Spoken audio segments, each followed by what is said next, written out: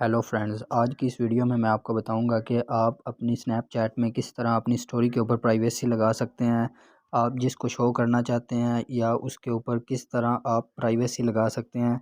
तो इसके लिए आपने अपनी स्नैपचैट में आ जाना है। स्नैपचैट में आने के बाद आपने अपनी प्रोफाइल में आना है। प्रोफाइल में आने के बाद आपने सेटिंग वाले सेक्शन में आना है। सेटिंग वाले सेक्शन में आने के बाद आपने इसको नीचे स्क्रॉल करना है।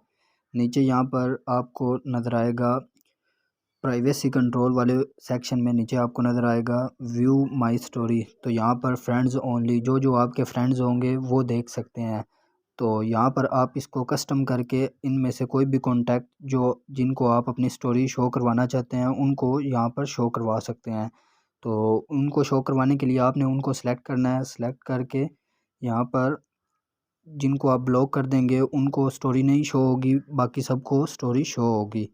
तो इस तरह आप अपनी स्टोरी के ऊपर प्राइवेसी लगा सकते हैं स्नैपचैट में।